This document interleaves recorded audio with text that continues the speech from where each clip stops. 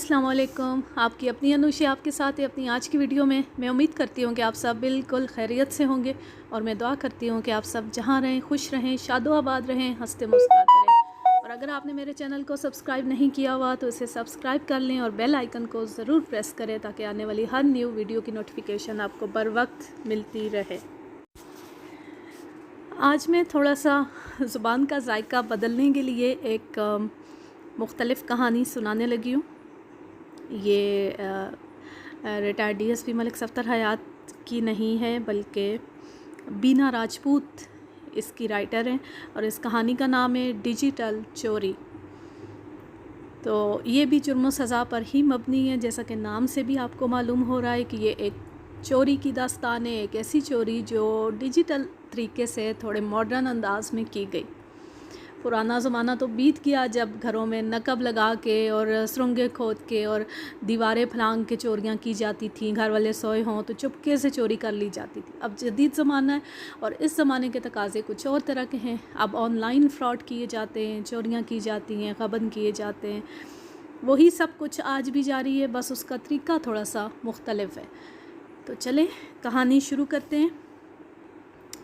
इस कहानी के बारे में बल्कि 2-3 लाइनों में इसका ख़ुलासा बयान करूँ तो हर दौर के अपने तकाज़े और ताने बाने होते हैं। जदीद दौर में दाखिल होती मामलाते ज़िंदगी में भी तब्दीलियाँ होती गई हैं। अब दगाबाजी फ़रेबकारी के जाल भी अनोखे तरीके से बिछाए जाते हैं। दबे कदमों, खामोश ज़ुबान और मुतहर्रिक दिमाग से खेली जाने वाली बाजी का दिलचस्प अहवाल। कागज़ात पर साइन करके उसने जेलर को सलाम किया और ख़ामोशी से कागज़ात की वो कापी थाम ली जो जेलर ने उसे दी थी। फिर वो उसी खामोशी से चलता हुआ जेलर के कमरे से बाहर आया तो दीगर कार्रवाइयों के बाद उसका सामान उसके हवाले कर दिया गया। गेट पर मौजूद हवलदारों में से एक ने रस्मी तौर पर कागज़ात पर नज़र डाली और उसको बाहर जाने दिया।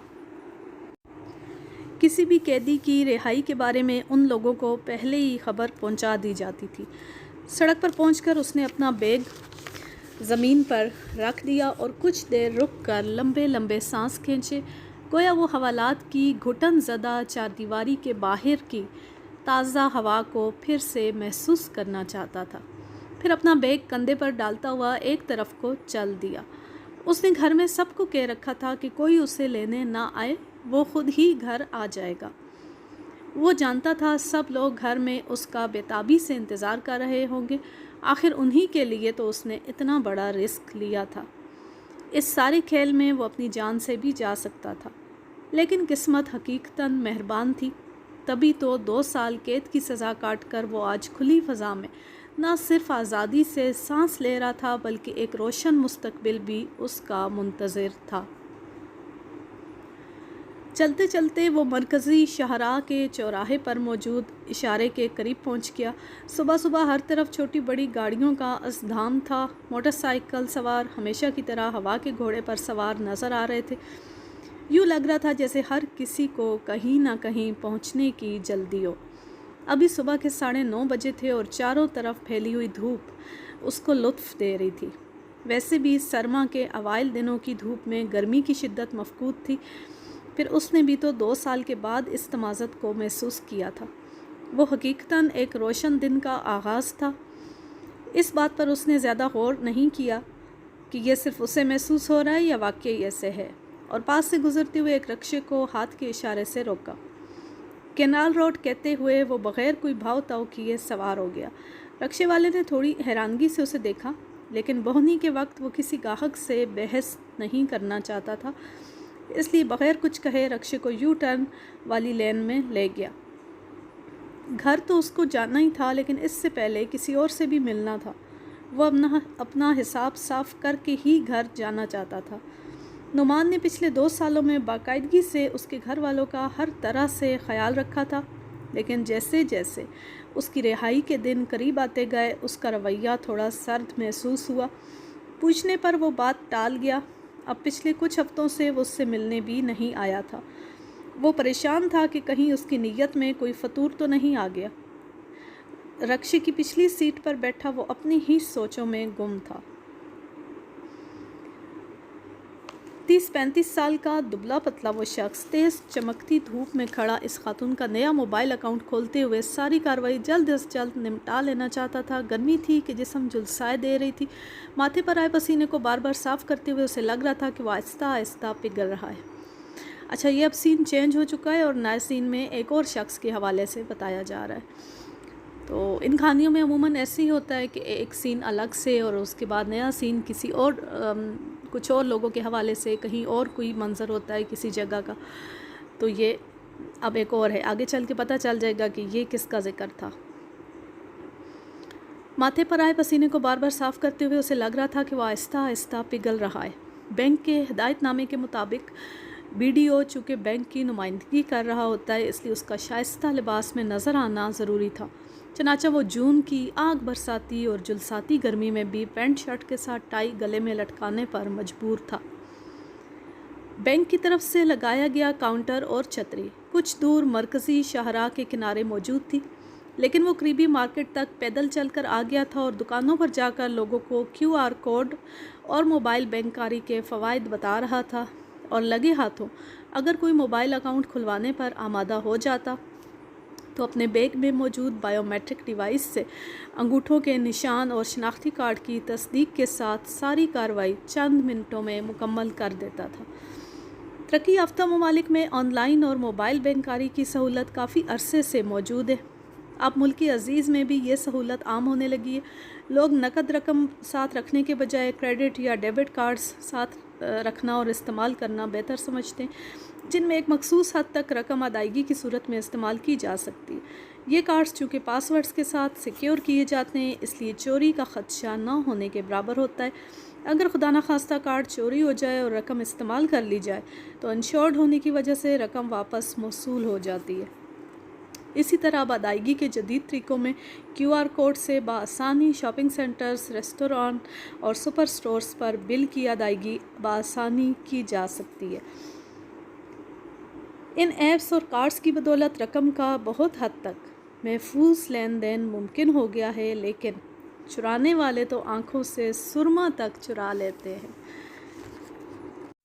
اب یہاں پر میں اپنا تبصرہ تھوڑا سا شامل کروں تو اب تک کی کہانی سے جو مجھے سمجھ آیا ہے، بابر نامی ایک شخص، ایک جوان شخص 2 سال جیل میں قید کی سزا کاٹ کر رہا ہوا ہے، اور ایسا بھی محسوس آگے جو بینک والا منظرنامہ سامنے آیا تو اس سے مجھے ایسا لگ رہا ہے کہ جیسے وہ بھی کسی بینک میں کام کرتا تھا اور اس نے وہاں پر کوئی غبن کر کے کوئی کسی آن لائن طریقے سے یا کسی بھی ایسے انداز میں اس نے کچھ کیا ہے گھپلا کہ جس کا پورا الزام اس پر نہیں آیا، لیکن کچھ تھوڑا بہت آیا اس پر، اس لیے اسے 2 سال کی سزا ہو گئی قید کی، اور وہ رقم اس کے پاس کہیں پر محفوظ رہی، اور اب وہ قید کی سزا کاٹ کر باہر نکلا ہے اور وہ خوش ہے کہ اب آگے ایک شاندار روشن مستقبل اس کی راہ دیکھ رہا ہے اور وہ رقم آرام سے اب وہ استعمال کر سکے گا۔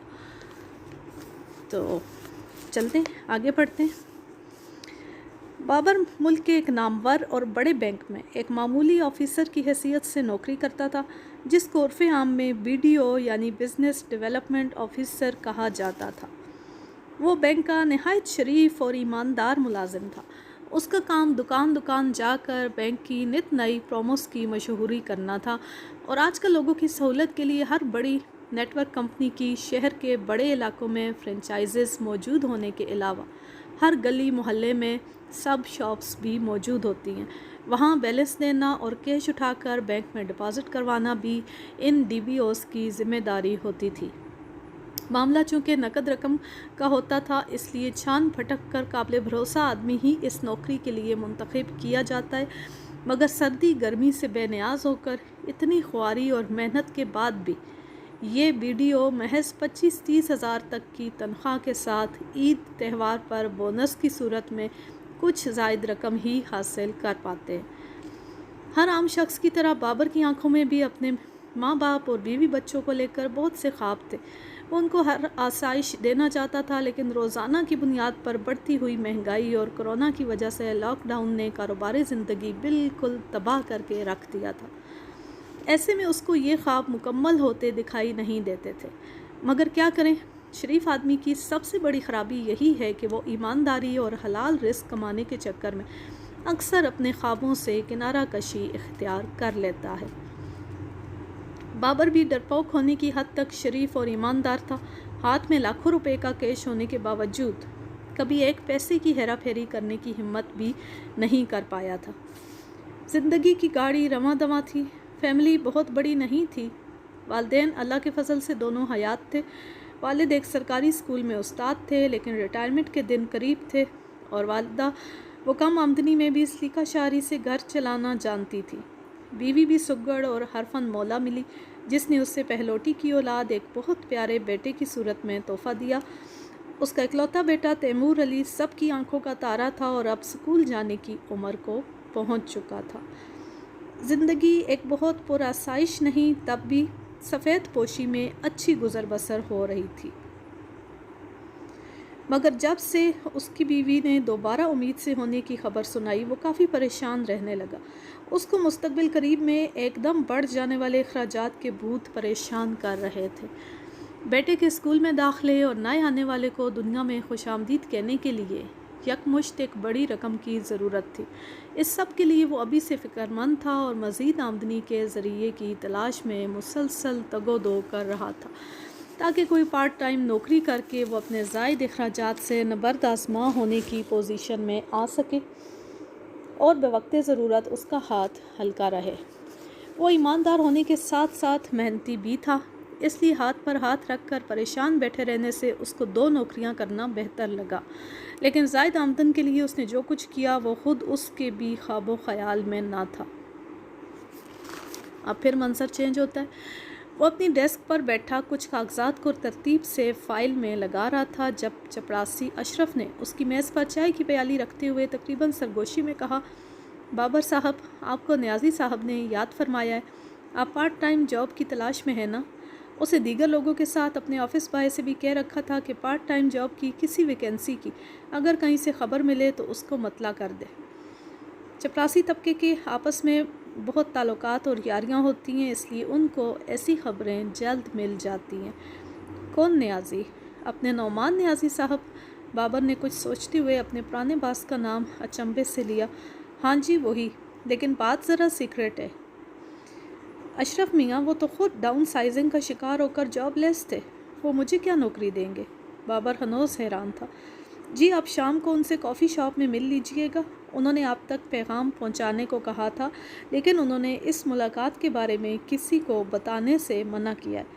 اشرف اس کو حیران پریشان چھوڑ کر چل دیا۔ اس کا انداز اتنا پرتجسس تھا کہ بابر کھل کر کچھ پوچھ ہی نہ سکا۔ وہ بینک سے کچھ دور اس مخصوص کافی شاپ میں داخل ہوا جس کے بارے میں اشرف نے بتایا تھا۔ نعمان نیازی وہاں پہلے سے موجود تھا۔ بابر کو دیکھتے ہی اس نے ہاتھ ہلا کر اسے اپنی طرف متوجہ کیا۔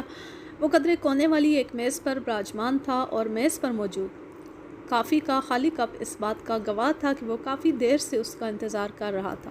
بابر سیدھا اس کی میز کی طرف بڑھ گیا۔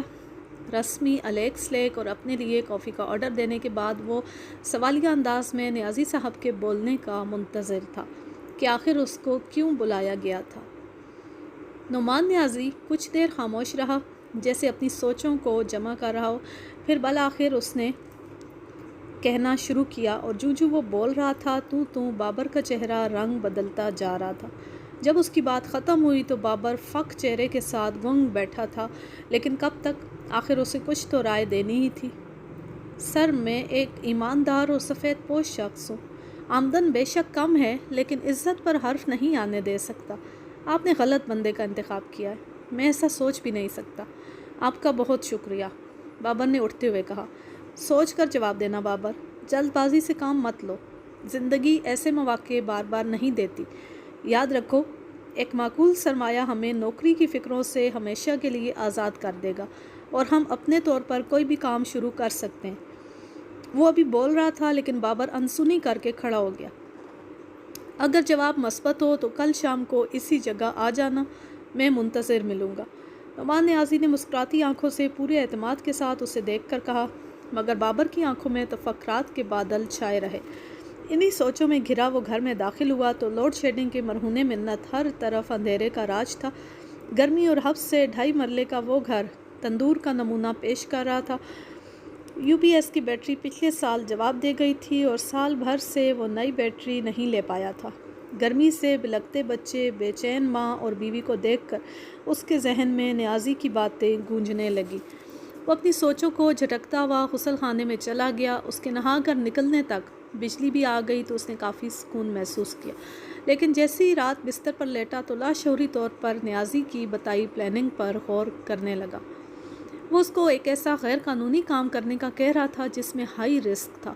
اس کی نوکری، نیک نامی، حتیٰ کہ زندگی بھی داؤ پر لگ جاتی، لیکن اگر وہ اس دھوکہ دہی میں کامیاب ہو جاتے تو ایک موٹی رقم اس کی زندگی کے سارے مسائل دور کر دیتی، مگر اس کو اپنی نیک نامی سے ہاتھ دھونے پڑتے اور وہ زندگی بھر کسی اچھی کمپنی میں نوکری حاصل نہ کر پاتا۔ بہرحال 1 کروڑ کا 50% کوئی کم رقم نہیں تھی۔ یہی سب سوچتے سوچتے وہ سو گیا۔ صبح اٹھنے کے بعد ایک بار پھر نیازی کی باتیں اس کے حواس پر سوار ہونے لگی۔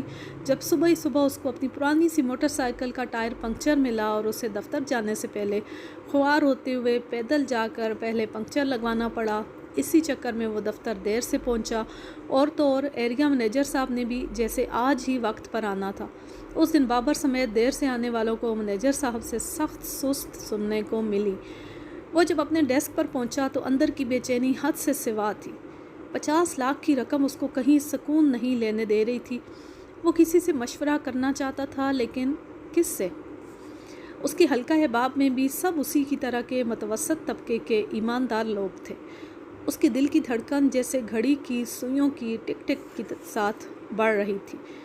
شام سے پہلے بالآخر اس نے فیصلہ کر لیا کہ اس کو ایسے کسی کام میں نہیں پڑنا جو اس کی نیک نامی کو خراب کرے۔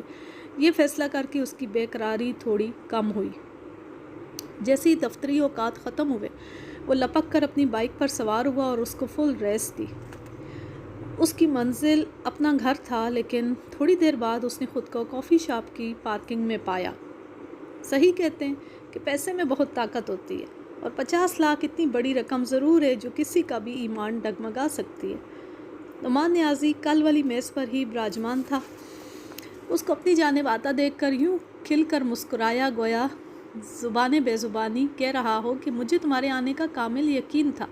اس نے بابر کو بیٹھنے کا اشارہ کیا، لیکن بابر نے کھڑے کھڑے بغیر کسی تمہید کے فیصلہ کن انداز میں 2 ٹوک کہا، میں تیار ہوں، لیکن میں اپنی زندگی داؤ پر لگا کر یہ کام کروں گا تو 60% میرا ہوگا، اور اشرف کا منہ بند رکھنے کے لیے جو بھی دینا ہوگا وہ آپ اپنے حصے میں سے دیں گے۔ منظور ہے، بیٹھو تو۔ نعمان نیازی اس کی ہر شرط ماننے کے لیے پہلے سے ہی تیار تھا۔ اس دن کافی شاپ سے کچھ سنیکس اور کولڈ ڈرنکس پیک کرواتے ہوئے نعمان اس کو اپنی گاڑی میں لے گیا۔ دونوں نے کچھ وقت ڈرائیونگ کرتے گزارا۔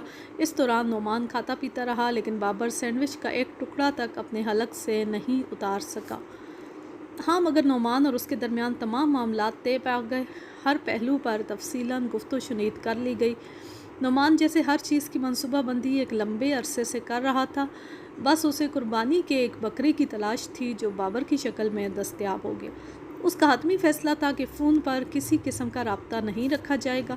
اس نے سارا طریقہ واردات بابر کو ذہن نشین کروا دیا تھا، لیکن رقم کیسے، کب اور کہاں سے اڑانی تھی، اس کی ساری منصوبہ بندی بابر کو کرنی تھی۔ جب سب فائنل ہو جاتا تو اشرف کے ہاتھ پیغام نعمان تک پہنچایا جاتا، پھر وہ منصوبے کے آخری مرحلے میں داخل ہو جاتے اور سارا معاملہ ٹھنڈا ہونے تک دونوں بلکہ تینوں کے درمیان کوئی رابطہ نہیں ہونا تھا۔ بابر خاموشی سے چھوٹی بڑی جزیات کو نظر میں رکھ کر ساری منصوبہ بندی کرتا رہا۔ اس نے کوئی معمولی سی بات بھی نظر انداز نہیں کی۔ وہ نہیں چاہتا تھا کہ کسی بھی موڑ پر اسے ناکامی کا سامنا کرنا پڑے، کیونکہ ناکامی کی صورت میں صرف وہی مصیبت میں گرفتار ہوتا۔ اس کے لیے زندگی اور موت کا یہ کھیل بارودی سرنگ پر چلنے جیسا تھا، بس ایک غلط قدم اور سب کچھ خاکستر۔